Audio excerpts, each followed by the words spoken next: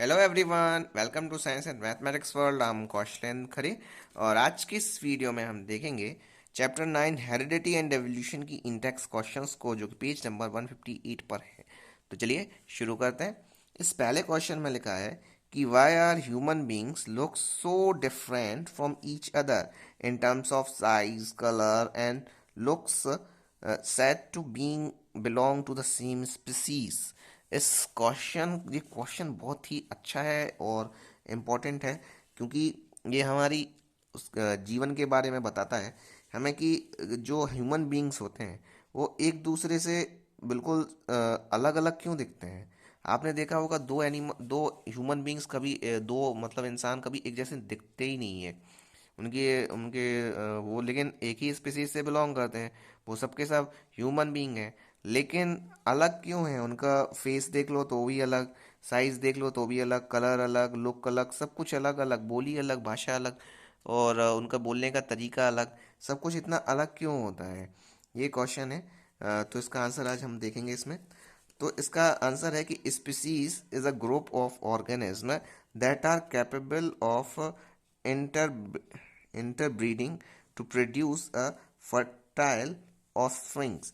जो इसमें बताया गया है, जो स्पीसीज है माने कोई प्रजाति है, वो क्या है? एक ग्रुप ऑफ ऑर्गेनिज्म है, ऑर्गेनिज्म का एक ग्रुप है जो कि that are capable of inbreeding, जो कि मतलब इनब्रीडिंग कर सकता है, माने अपने जैसा दूसरा प्रोड्यूस कर सकता है। To produce a fertile offspring, एक ऑफस्प्रिंग माने अपना एक ऑफस्प्रिंग मतलब अपना एक बच्चा पैदा कर सकता है, ऐसे कहना चाहिए। कि स्किन, और जो स्किन हो गई उसकी माने त्वचा हो गई, colour, looks and size are all variety of features present in human beings. ये स्किन हो गई, कलर हो गया, लुक्स हो गया, और साइज जो है ना, वो क्या है? वैरायटी हैं किसकी? फीचर्स की, जो कि ह्यूमन बींग्स में प्रेजेंट होते हैं। These features are generally environmentally create controlled। जो ये फीचर्स होते हैं इनको कोई ह्यूमन बीइंग कंट्रोल नहीं कर सकता, इसको एनवायरनमेंट कंट्रोल करती है। एनवायरनमेंट से ही जैसे डिसाइड होता है कि किसका कलर क्या होगा, किसका साइज क्या होगा। Various races are formed various human races are formed based on these features. बहुत सारी ह्यूमन रेसेस माने बहुत सारे ह्यूमन के अलग अलग वेराइटीज इन फीचर्स से रिलेटेड। और however this is no biological basis to this concept of races. लेकिन ये जो है ये बायोलॉजिकल कॉन्सेप्ट नहीं है इस बेसिस पे इन रेसिस का। और how therefore all human beings are single species. सारे की सारे ह्यूमन बींग्स हैं वो हैं तो single species. As a human of different colours, size and looks are capable of reproduction and can reproduce a fertile offsprings।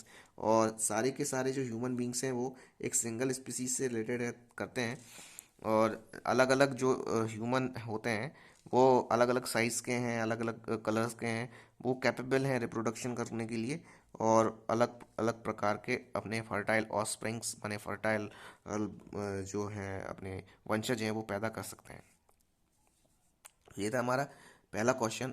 अब इसके second question की तरफ चलते हैं।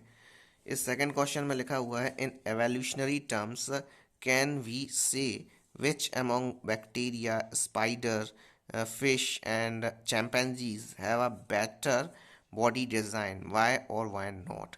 अब हम इस क्वेश्चन में हमें बताना है कि एवोल्यूशनरी टर्म्स में देखें कि मतलब जो विकास के टर्म में देखें कि विकास किस तरह से हुआ है।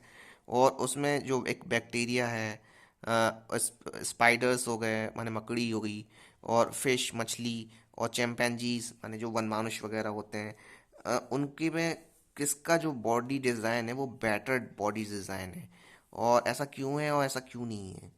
तो इसमें आंसर है कि evolution can not always be equated with progress और बेटर बॉडी डिज़ाइन।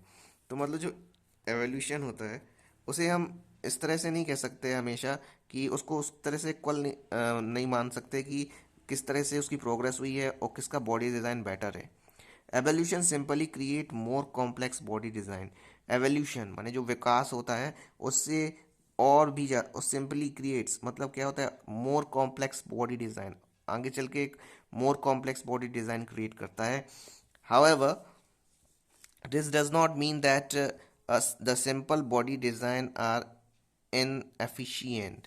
इसका मतलब ये बिल्कुल नहीं होता कि जो सिंपल बॉडी डिज़ाइन है वो इनएफिशिएंट हो, माने वो बिल्कुल अच्छा ना हो. In fact bacteria having a simple body design, एक बैक्टीरिया है उसका सिंपल बॉडी डिज़ाइन होता है, आर स्टिल मोर कॉम्प्लिटियन